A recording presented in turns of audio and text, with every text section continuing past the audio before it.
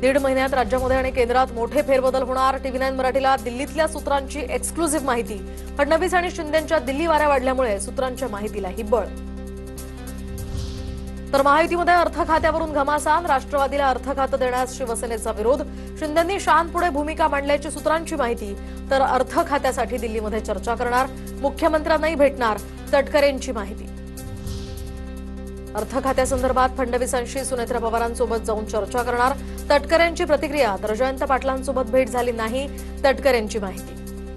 मुख्यमंत्र्यांच्या बरोबरी एकत्रितपणाने महिनेच्या नेतृत्वाखाली आम्ही भेटणार आहोत। अनेक बाबींच्या वरती मुख्यमंत्र्यांच्या जो आम्हाला चर्चा करायची आहे, त्या अनेक विषयांच्या मध्ये अनेक बाबींमध्ये अर्थ विभाग हा सुद्धा त्याच्यामध्ये आहे। सुनेत्रा पवारांनाच अर्थ खातं मिळणार, अर्थ खातं दुसऱ्यांना मागण्याचा अधिकार नाही। जयंत पाटलांनी फडणवीसांची भेट घेतल्यानंतर प्रतापराव चिखलीकरांची ही टीका। तर पक्षानं ठरवलं तर मंत्रिपदासंदर्भात माझा विचार होईल, चिखलीकरांकडून आशा व्यक्त।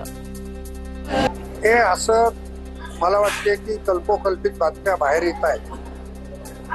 दोन राष्ट्रवादीचा प्रश्नच निर्माण होत नाही। बजेट खातं झालं, पुरवणीचं झालं आणि मला वाटतं की त्यांच्या स्तरावर हा निर्णय होऊन वहिनाच अर्थ खातं मिळेल, दुसऱ्यांना मागण्याचा अधिकार पण पोहोचत नाही।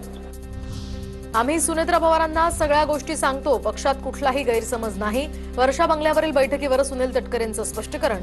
तर मतदारसंघातील कामांसंदर्भात चर्चा। राजकीय भेट नसल्याचा तटकरेंकडून दाखला। राजकीय कारणासाठी मला मुख्यमंत्र्यांना भेटायचं असेल तर त्याची माहिती वहिनींना असते। त्याच्यानंतर आम्ही ज्याला भेटत असतो त्याला भेटीमागचा तपशील जो आवश्यक असतो तो माझ्याकडनं सांगितला जात असतो, कारण मी पण दीर्घकाळ राजकारणात आहे। प्रफुल्ल पटेल आणि तटकरे दोघेही कपटी नेते। सुनेत्रा पवारांच्या अध्यक्षपदाला आव्हान देण्याचा कट असू शकतो, त्यांना जेवढं लवकर कळेल तेवढं चांगलं। अंजली दमानी यांचाही निशाणा। कसं आहे की प्रफुल्ल पटेल आणि तटकरे हे दोघेही अतिशय कपटी नेते आहेत आणि सुनेत्रा पवारांना हे जितकं लवकर कळेल तितकं बरं, कारण त्या राजकारणातल्या तितक्याशा नाहीयेत। त्यामुळे ही माणसं काय करू शकतील याचा काहीच नेम नाही, हे त्यांना समजलं तर बरं होईल। बिलाला समर्थन करणं म्हणजे एनडीए सोबत येणं असं होत नाही। एनडीए मध्ये आता नवीन पक्ष नाही, मुख्यमंत्र्यांनी भूमिका मांडली आहे। सीमांकन विधेयकाला शरद पवारांच्या राष्ट्रवादीच्या पाठिंब्याच्या चर्चांवर तटकरेंची ही प्रतिक्रिया। बिलाला समर्थन करणं म्हणजे एनडीए मध्ये येणं असं होत नाही। अनेक बिलं एकमताने पास होतात 28 सभागृहामध्ये।